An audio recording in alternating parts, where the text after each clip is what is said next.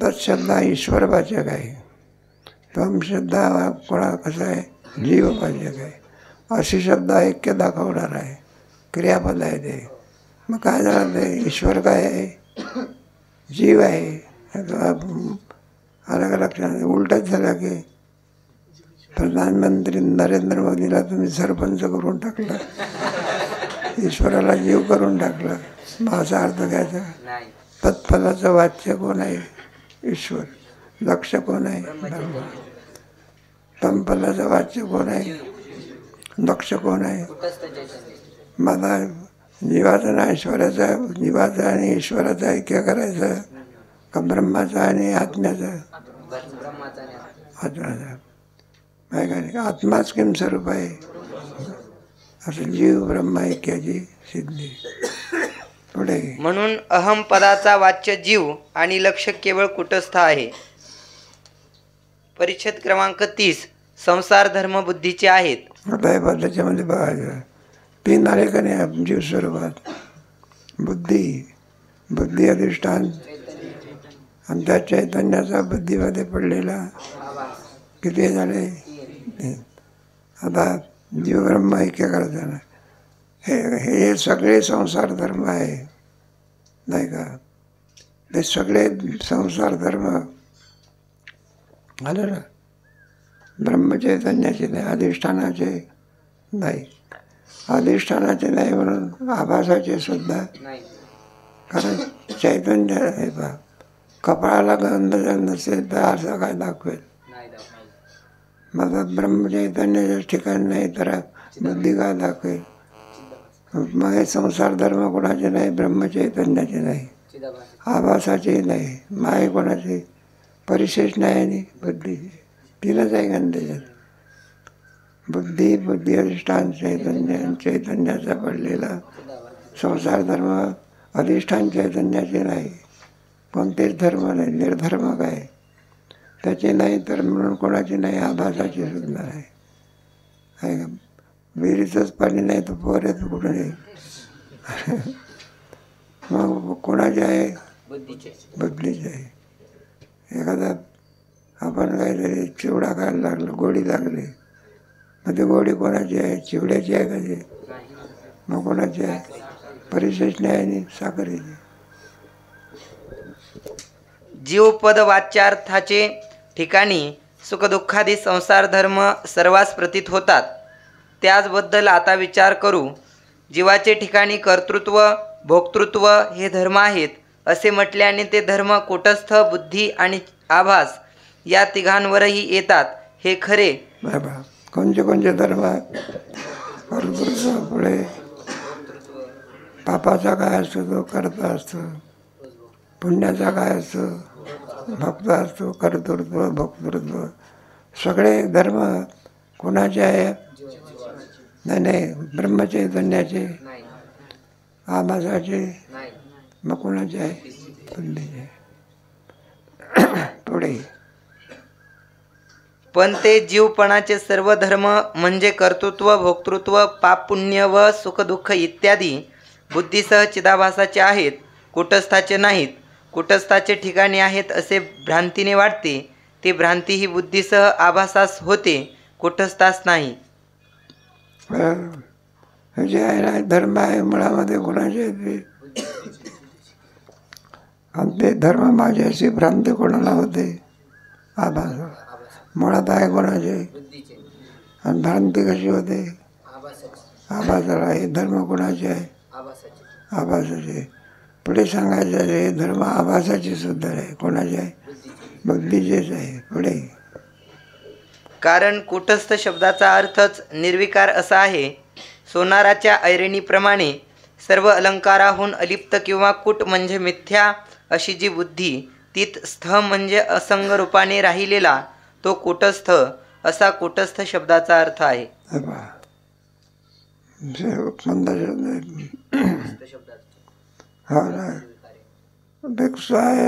सोनाराचं ऐरण असते ना, लोहार सोनार असतंच नाही. त्याच्यावरती ते आता सोने अलंकार घडवतो, हातावर घडवतो का तो, मग कशावर घडवतो, तर लोखंडाची ऐरण असते अन्नावर अलंकार नाजूक असते ना, मग ते आकार जो मिळत असतो तो ऐरणीला प्राप्त होतो का अलंकाराला? ऐरण जसं आहे, 1000 अलंकार जरी आणखी तिथं सोनाराने केले, पण ऐरण जसं आहे त्याला कूट असं म्हणायचं. काय कूट असतं. त्याप्रमाणे सगळा व्यवहार जरी झाला तरी ब्रह्मस्वरूपाच्या ठिकाणी त्याचा काहीही संबंध. मग कोणता शब्द वापरायचा? लोटस. यावरून कोणताही धर्म कुटस्थाचा नाही, हे सर्व धर्म आभासाचे आहेत. सूक्ष्म विचार केला तर संसार धर्म आभासाचेही नाहीत. नाही. आता ब्रह्मचैतन्याची नाही, कोणाची नाही? ब्रह्मचैतन्याची नाही. आता ब्रह्मचार्य नाही तर मग कोणाची आभासाची असेल. आता सांगायचं आभासाची सुद्धा नाही. का नाही? तर कुटस्थाच्या ठिकाण नाहीत म्हणून आभासाचे ठिकाण नाही. आपल्याला आरशामध्ये प्रतिबिंब दिसतं. आपल्या आणखी कपाळाला जर गंध नसेल तर आरसा दाखवू शकतो का? आहे का रे? कारण मुळामध्ये प्रतिबिंबात येण्याकरता अगोदर कोणाच्या ठिकाणी असावं लागतं? बिंबाच्या ठिकाणीच नाही तर आहे का? कोणीतरी आपले दोन मित्र होते, ते लग्न झालं, सासूबाईकडे गेले. दुकानखान्यामध्ये मोठे मोठे आरसे होते बा. श्रीमंताच्या घरी असते ना मोठे मोठे आरसे. वारकऱ्याच्या आरशामध्ये फक्त तोंडच दिसते. श्रीमंताच्या आकाशामध्ये हातात पायासहित दिसते. जाऊ द्या दृष्टांत. मध्ये एका आरशासमोर मित्र उभा राहिला, एका आरशासमोर जावई भाऊ उभे राहिले. त्याचा जावई भावाचा आरसा होता ना, तर त्याचा जावयाचा चेहरा दाखवते वेळी त्याचं नाक बसकं दाखवायचा. काय दाखवायचा? तरी पाहिलं म्हटलं आपला आरसा नाक बसकं दाखवते, आणि शेजारी मित्राचा आकाश नाक कसं दाखवते?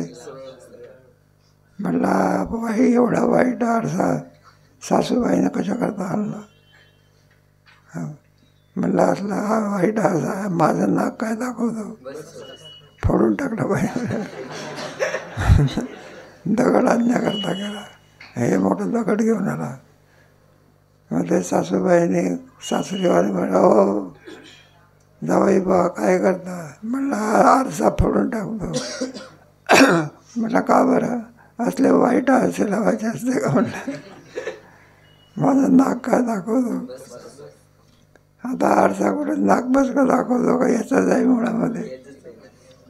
जसं बिंबाचे धर्म असतात तेच कोणाचे म्हणून आलं लक्षामध्ये. ब्रह्मचैतन्याच्या ठिकाणी कोणताही धर्म नाही, म्हणून आभासाच्या ठिकाणी कोणताही संसार धर्म नाही. आहे कोणाचे? बुद्धीचे. पुढे सूक्ष्म विचार केला तर संसार धर्म आभासाचेही नाहीत.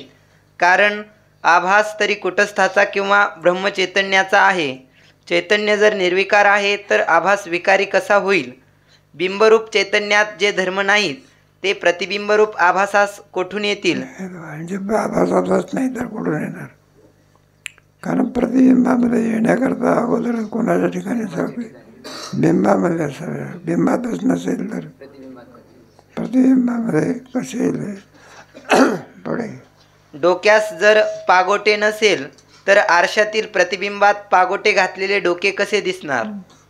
पण प्रत्यक्ष सुख दुःख धर्म दिसतात, त्याची वाट काय? असे कोणी विचारील तर त्यास इतकेच सांगणे अवश्य आहे की ते सर्व धर्म आभासाचे नसून एकट्या बुद्धीचेच आहेत. कोणाचे आहे? सगळे धर्म बुद्धीचे आहे.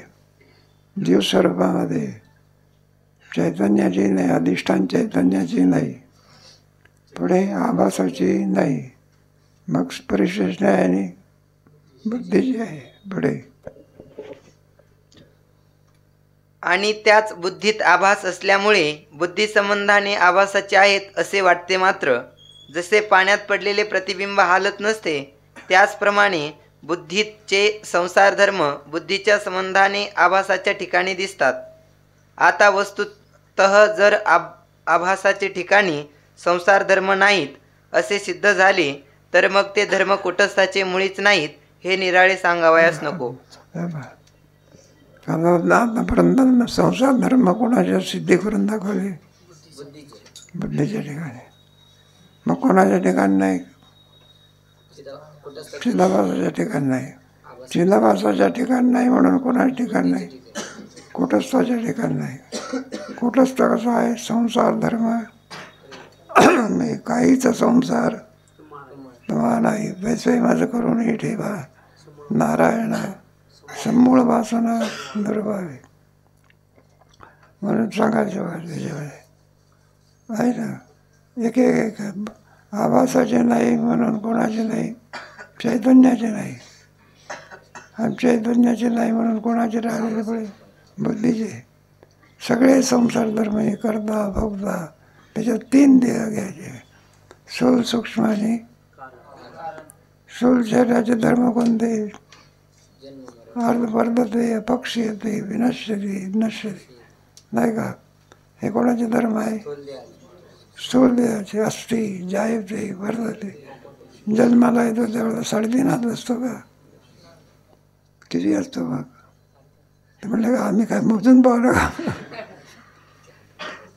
पुढे तेवढाच राहतो का? धडधाकट होतो. अस्थि जायते, पुढे पुढे पुढे पक्षी येते, पुढे राम बोलो भाई. नाही, सगळे धर्म कोणाचे आहे? स्थूल देहाचे. पुढे सूक्ष्म देह 11 इंद्रियांचा. नाही, सगळे काम क्रोध लोभ वगैरे सगळे धर्म कोणाचे आहे? सूक्ष्म देहाचे. आणि काही न समजणे अज्ञान आहे. कारण देहाचा काय याचा चैतन्याच्या ठिकाणी काही संबंध निर्धर्म काय कोण? आणि सगळे धर्म कोणाचे आहे? बुद्धीचे. आत्म्याच्या ठिकाणी कोणताही धर्म. हे पाय घटामध्ये आकाश दिसते आपल्याला, ते सगळे दिसणारे धर्म कोणाचे आहे? आकाशाचे आहे का? अरे घट नावाची वस्तू दिसते आपल्याला, त्याचा आकार दिसतो, तो घट दिसतो, त्याच्यामध्ये काय रंग दिलेला असतो. लग्नामध्ये घटाला काय करतात? मग ते का आकाशाला दिसते का?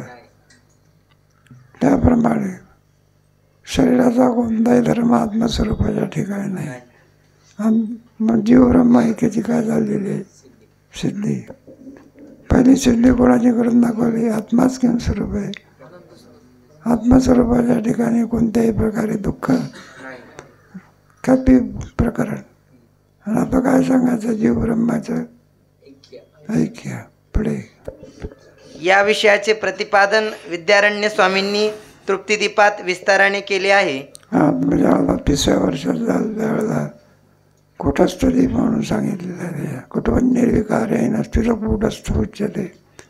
या विषयाचा अधिक विचार पंचदशीमध्ये कुटस्थ दीप म्हणून प्रकरण आहे. 8वं प्रकरण आहे. त्याच्यामध्ये भरपूर विचार केलेला आहे. त्यामुळे म्हणायला लागले तुम्ही वाचून घ्या. म्हटलं ते ज्यावेळेला 30व्या वर्षात जाऊ त्यावेळेला वाचत बसू. आता सध्या डोक्याला त्रास नको. बुद्धीमध्ये अनंत जन्माच्या पापपुण्याचे संस्कार आहेत.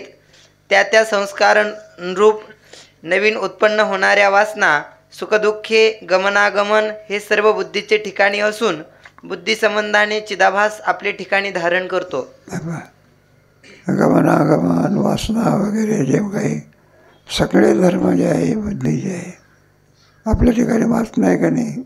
आहे का नाही? त्या वासनेमध्ये चोराची वासना कशी असते? मला त्याच्या खिशातलं पाकिट कसं आपल्याला मारता येईल त्याचं ट्रेनिंग घेत होतो. काय घेतो? चोर माणसं असतात ना, ते आपल्याला कळत नाही बघा. असं नखाच्या ठिकाणी ब्लेड असते काय असते. आणि ते बरोबर खिशाला असं केलं की पाकिट काय येते हातात आणि त्याचा खिसा मोकळा होऊन जातो. म्हणजे चोर काय करत असतो? पाकिटातले पैसे खिशात ठेवतो आणि पाकिट काय करतो? फेकून देतो. जवळ बाळगतो का तो? आणि त्याचं ट्रेनिंग घेतलेलं असतं. हे सुद्धा काय वासनाच आहे की दुर्बुद्धी होणं हे सुद्धा ज्याची जशी बुद्धी असेल त्याप्रमाणे तशी तशी बुद्धी त्याप्रमाणे व्यवहार होतो का. मग चोराचा व्यवहार कसा होत असतो, चोरी करणे. काय ज्याचे जसे धर्म असेल, पहिला मूळ कारण कोण आहे, वासना. पलट जय खडाची व्यंकटी तया सत्कर मिळते. मग बदल कोणामुळे झाला, सत्संगतीमुळे. जशी वासना असेल त्याप्रमाणे काय होते, शुद्ध वासना असेल तर शुद्ध कर्म, आणि मलिन वासना असेल तर पुढे. कुटस्थ चैतन्य तर सर्वावस्थेत सर्व विकाराहून रहित असूनही आभासाच्या भ्रांतीने ते विकार कुटस्थाच्या ठिकाणी प्रतीत होतात असो. याप्रमाणे महावाक्याच्या विचारास उपयोग व्हावा म्हणून जीव चैतन्याचे लक्षणात संसार धर्म वास्तविक कोणाचे आहेत याचा विचार सांगितला. याचा विचार काय केला, आपल्याला मुळामध्ये काय करायचं आहे, जीवाचं आणि ब्रह्माचं काय करायचं आहे का. पण त्याच्याकरता थोडा अधिक काय करावं लागते. लग्नामध्ये तरी काय आहे नाही का, लग्न आणखी त्याचा विवाह होण्याच्या पूर्वी विचार करत असतात, मुलगी द्यायची की नाही का, किंवा वर पक्षाचा सुद्धा विचार असतो का लग्न करायचं किंवा. हे दोघांचा एवढा विचार करण्याचं कारण काय, दोघांचं ऐक्य करायचं काय करायचं. लग्न म्हणजे दोघांचं काय करणे, ऐक्य करणे. मग काय स्वतःच्या घराला वरही सुद्धा म्हणतो माझंच घर आहे, आणि परकी बाई आली ते सुद्धा काय म्हणते हिने कधी बांधलं आहे ते. लग्न म्हणजे काय, शरीराने ऐक्य नव्हे, बुद्धीने ऐकून यायला काय म्हणतात, लग्न म्हणतात. जवळ नाही ना. गरिबाची पोरगी जर एखाद्या श्रीमंताने केली ती गरीब राहते का श्रीमंत होते, महिने का पैसा कमावला का. श्रीमंत कशाने झाली, श्रीमंत माणसाची ऐक्य केलं. काय केलं, मुळामध्ये कशी होती ती, अनैक्य केल्यामुळे.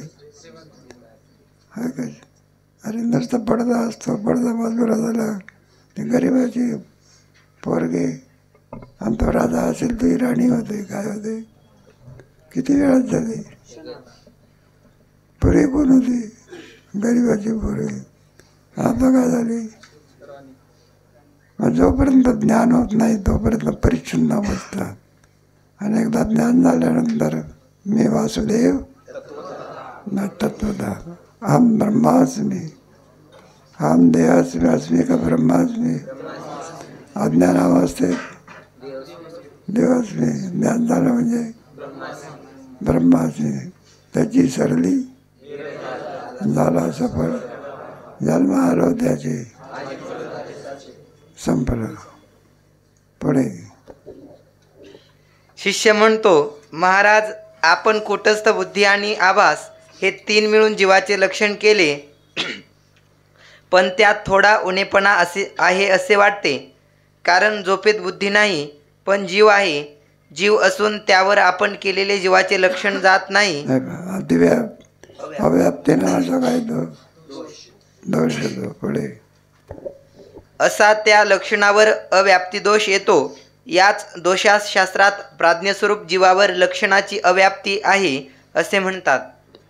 कारण आता जीव म्हटलं तीन अवस्थेत आहे ना, जागृती, स्वप्न आणि सुषुप्तीमध्ये सुद्धा कोण आहे, स्वप्नात एक आहे आणि जागृतीमध्ये काय.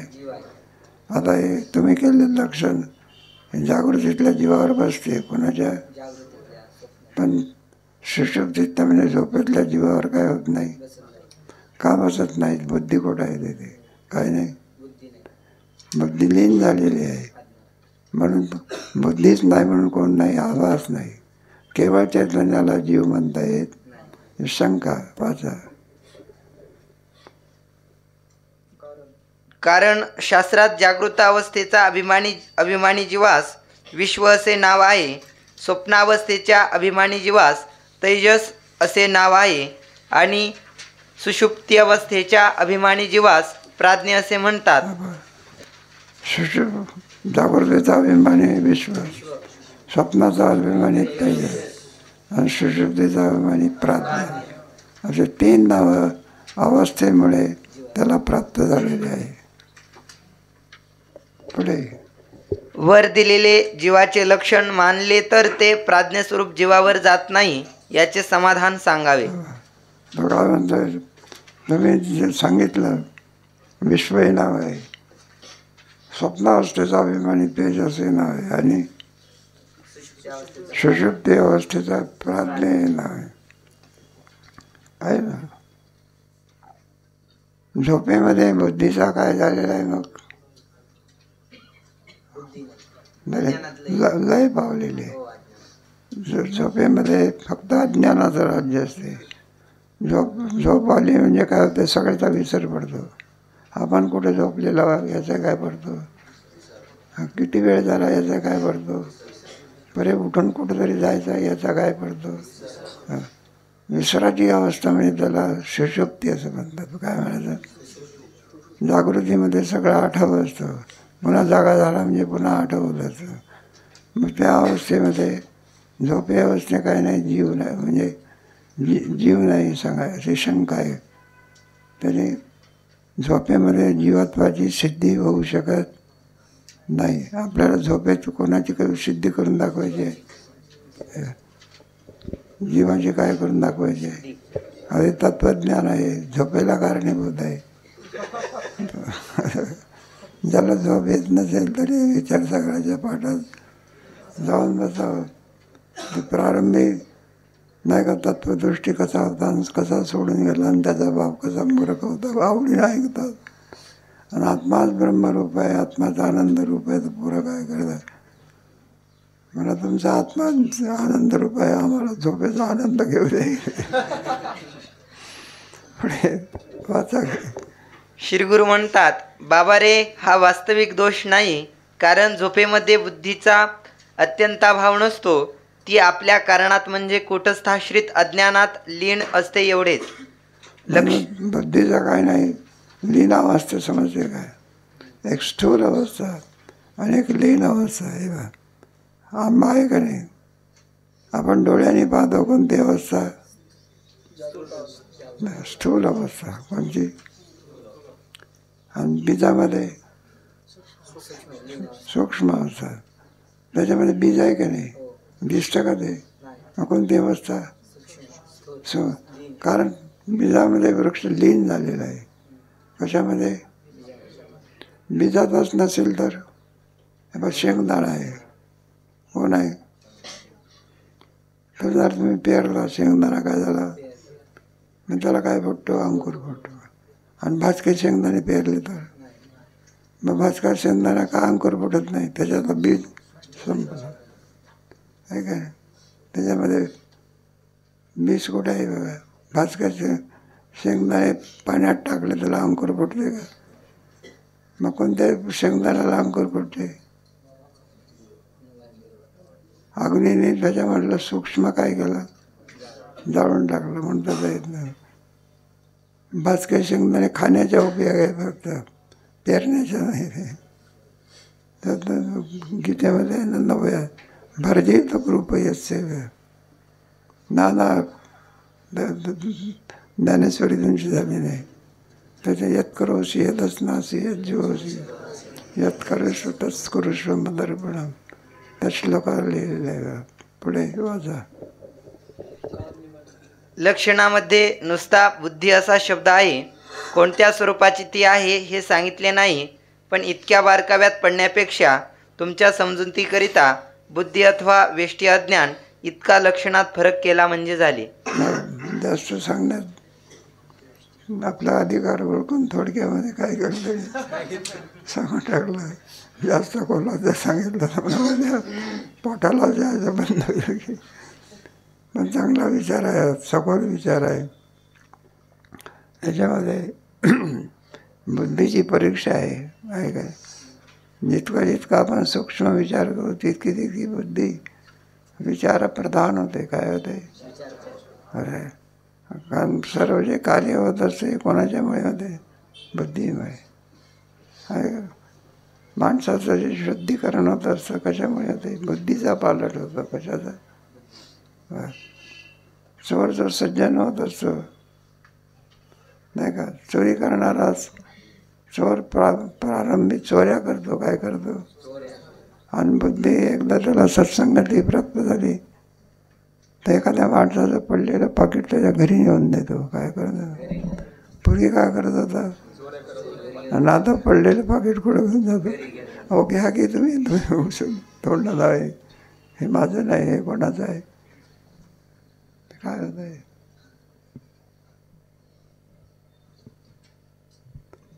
पुढे वाचा आणखी काय.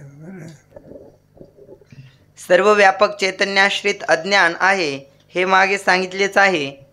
तेच समष्टी अज्ञान.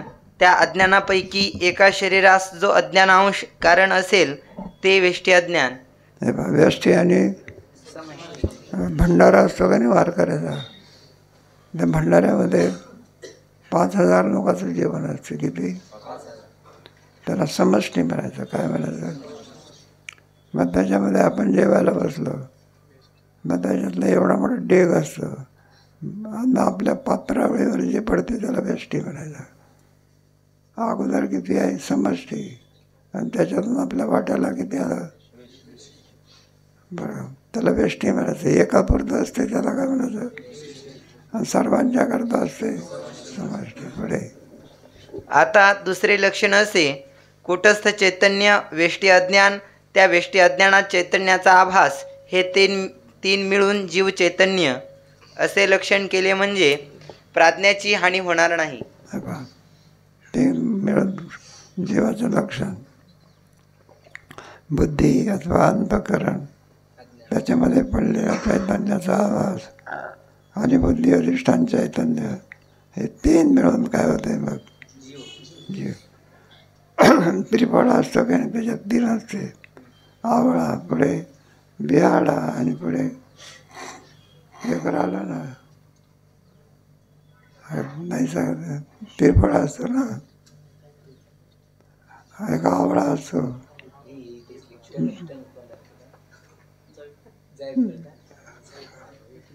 अरे 3 असतं. काय आवळा एक असतो, बिहाळा एक असतो. जाऊ दे, आपल्याला काय त्रिफळमध्ये 3 असते. आता हे आठवून नाही राहिलं, त्याचं तिसरं आठवत नाही म्हणून म्हटलं. आवळा, बिहाळा, आणखी काहीतरी एक तिसरं. बरं, जाऊ द्या. एखादा शिरा असतो, शिऱ्यामध्ये किती असते? शिरा असतो ना, एक कणिक असते, पुढे साखर पाहिजे, पुन्हा काय पाहिजे? थोडं का होईना पण काय असावं लागलं? तूप असा. 3 मिळून काय होते? शिरा. म्हणजे त्रिफळ 3 जीव स्वरूपामध्ये आहे. एक आहे अधिष्ठान चैतन्य, दुसरं कोण आहे? बुद्धी, आणि तिसरं कोण आहे? बुद्धीमध्ये पडलेला आवाज. 3 मिळून जीवाची सिद्धी होते. पुढे कारण सुषुप्तीमध्ये अज्ञानाचा अभाव नाही, आणि सुषुप्तीमध्ये जो प्रतिबिंबसहित अज्ञानाचा अंश आहे तोच जागृत स्वप्नावस्थेत बुद्धिरूप परिणामास प्राप्त होतो. म्हणून तो अज्ञानांशही चैतन्य प्रतिबिंबसहित असतो असे म्हटले पाहिजे.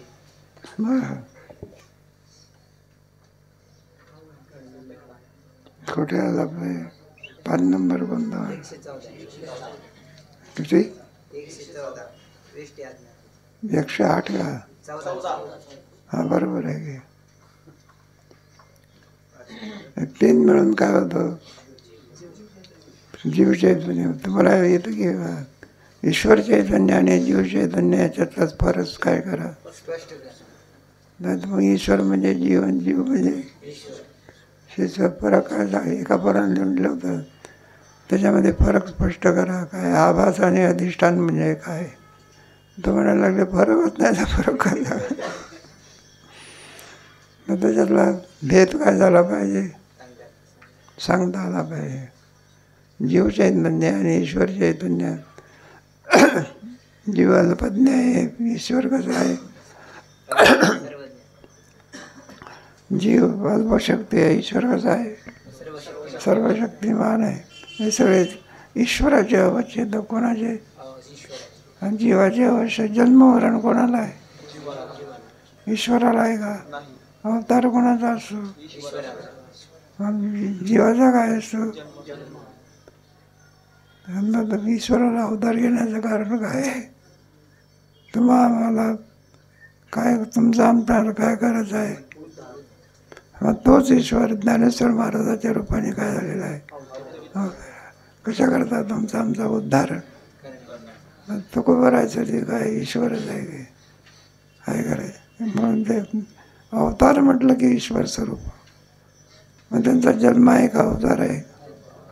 हवा म्हणजे खाली येणे, तरती म्हणजे सर्वस्थितीतून खाली येण्याला अवतार म्हणतात पुढे.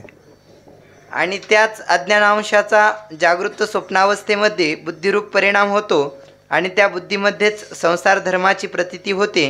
वेष्टी अज्ञानात होत नाही या अभिप्रायाने प्रथम केलेल्या जीवाचे लक्षणात बुद्धी शब्द घातला आहे आणि दोन्ही लक्षणे निरनिराळ्या दृष्टीने बरोबर आहेत. म्हणून कोणता शब्द घातला? वेष्टी अज्ञान. यावरून काय सिद्ध झालं? जीव आणि ब्रह्माचं ऐक्य काय होते, सिद्ध होते. पुढे आणि दोन्ही लक्षणे निरनिराळ्या दृष्टीने बरोबर आहेत. म्हणून कुटस्थ चैतन्याचे लक्षणात बुद्धी अथवा वेष्टी अज्ञान असे दोन शब्द विकल्पाने घातले आहेत. एकावर अव्याप्ती नावाचा दोष येतो. मग झोपेमध्ये बुद्धी नाही पण अज्ञान आहे. काय आहे? आणि बाकीच्या याच्यामध्ये काय आहे? बुद्धी आहे. बुद्धी हे कोणाचं कार्य आहे? अज्ञानाचं आहे का नाही? अज्ञान आहे म्हणजेच कोण आहे? बुद्धी आहे की अव्याप्ती नावाचा दोष काय होत नाही. पुढे मुख्य जीवपणा वेष्टी अज्ञानात आहे. सुखदुःखादी संसार धर्म बुद्धी असल्याशिवाय प्रतीत होत नाहीत. म्हणून जीवचैतन्याची दोन्ही तऱ्हेची लक्षणे सांगितली. मग दोन्ही तऱ्हेची काय सांगितली? जीव सर्व आहे. अंतःकरण विशिष्ट चैतन्य, बुद्धी विशिष्ट चैतन्य म्हणजे जीव, एक लक्षण. आणि आता काय ते सुषुप्ती अवस्थेवर काय होत नाही. म्हणून अज्ञान विशिष्ट चैतन्य म्हणजे जीव. अज्ञान विशिष्ट चैतन्य जीव म्हटल्यानंतर झोपेवरती काय करत आहे? व्याप्ती नावाचा दोष काय केला? टाळला की नाही. काय थोडं सूक्ष्म चिंतन आहे. जीव लक्षण केलेलं आहे ना. बुद्धी अधिष्ठान चैतन्याचा पडलेला आभास मिळून काय झाला? हे दोन याच्यात बसलं, जागृती आणि स्वप्न. आता सुषुप्तीमध्ये अव्याप्ती नावाचा काय? कारण सुषुप्तीमध्ये बुद्धीच नाही तर मग काय नाही. आणि मग आता सुषुप्तीमध्ये जीव नाही म्हटलं तर संपलं की सगळं. मग सुषुप्तीमध्ये जीव नाही असं नाही. जीव म्हणजे आहेच. मग बुद्धीचा लय जरी झाली असला तरी अज्ञान आहे की काय आहे. आणि बुद्धी हे कोणाचं कार्य आहे? यावरून काय सिद्ध होते की झोपेमध्ये सुद्धा लीन रूपाने कोण आहे? म्हणून अव्याप्ती नावाचा काय नाही. तिन्ही अवस्था जागृती, स्वप्न आणि जागृतीतल्या जीवाला विश्व म्हणायचं, स्वप्नातल्या जीवाला तेजस म्हणायचं आणि तुमच्या सुषुप्तीतल्या जीवाला काय म्हणायचं? प्राज्ञा म्हणायचं. या तिन्ही अवस्थेवरून आपल्याला ऐक्य करायचं ना. कोणाचं ऐक्य करायचं? जीवाचं आणि ब्रह्माचं ऐक्य करायचं नाही. तीनच विषय याच्यामध्ये. आत्माच किम स्वरूप आहे? आनंद स्वरूप आहे. एक दुसरा आत्मस्वरूपाच्या ठिकाणी दुःख कालं तरी त्याच्याकरता ख्याती प्रकरण कोणतं व्याकरण. आणि तिसरा प्रकार म्हणजे जीव नसून किम स्वरूप आहे? तरंग काय झाला? अजून संपायचं आहे बरं का. आता काही नको इथेच थांब. शंका आहे ना. ईश्वर चैतन्याचं लक्षण आहे ना. आता परिचय 3 आकडा आहे ना ईश्वर चैतन्याचं लक्षण. त्या ईश्वराचं तर सुंदर वर्णन केलं आहे. लोक ईश्वर काय करीत नाही, मनाला येईल तसं काय करतात. काय पण ईश्वर काय केला पाहिजे? म्हणजे गीते म्हटलं 16वा अध्याय बघा. असत्यम प्रतिष्ठानते. हा परस्पर संभवतम किंमन्यात ईश्वर नावाची अवस्था कोणी नाही. मग जगत कसं उत्पन्न होते? आपोआप उत्पन्न होते, कामाने उत्पन्न होते. आता ईश्वरच नाही तर शिक्षा करणारा कोण? मग मनमानी वागायचं, काय वागायचं? पाप पुण्य वगैरे काही जाणारच नाही. मग पैसा पाहिजे, कसा पाहिजे? विषयाचा भोग घेण्याकरता काय पाहिजे? पैसा कसा मिळवणार? जोडून या तर उत्तम व्यवहार आहे का? मग कोणता व्यवहार आहे? चोरीचा व्यवहार आहे. हे सगळं तुम्हाला सोडाव्यात देत आहे गीतेच्या. मग ईश्वर हे काय केला पाहिजे? चाले हे शरीर तुझे असत्य नाही, सूर्याशी चालवणे ऐसा तू समर्थ धर्म हे जाणून आकाश हे सर्वत्र.